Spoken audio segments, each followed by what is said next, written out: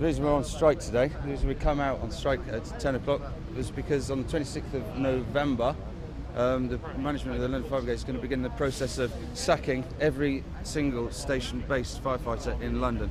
No job, no redundancy, pension frozen, sacked. They want to rip up our contracts and change our hours from 9 and 15-hour shift to 2 12-hour shifts. Now that might not sound like a huge change, but the key to it is the equalisation of shifts enable them to introduce flexible work and move us from nights to days.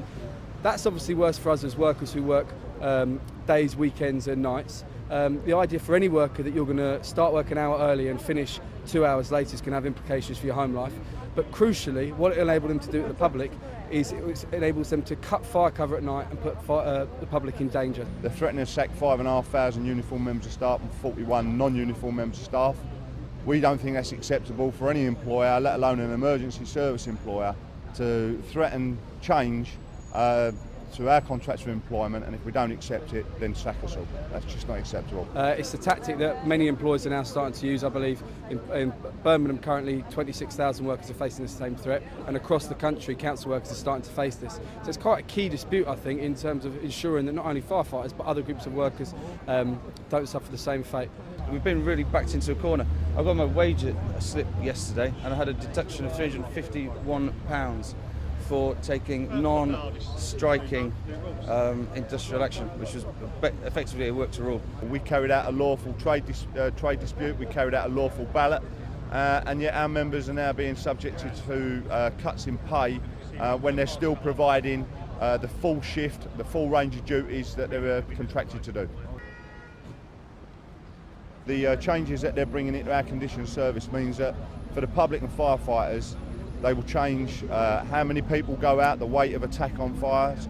They will reduce the number of fire stations of a night time, so there's nighttime cuts, and it will lead to a worse service. This can be resolved very, very easily.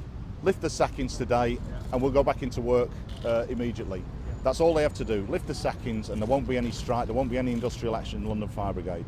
That's the message to Londoners. Firefighters want to protect the public, want to do their job. They're professionals, but we can't accept being treated in this way. That's why we've done what we've done. We will change our start-finish times by agreement, not by imposition. And we will negotiate a settlement to end this dispute. But if they want no further strikes, then they lift the threat to sack 5,500 uniformed members of staff and 41 non-operational members of staff, and then fire engines will roll out with professional firefighters on them instead of inadequately trained civilian staff on our appliances that we go out on a regular basis. So stop the madness, don't play with the public's lives, trust it to the professional firefighter and support the firefighters in our battle now to defend our jobs.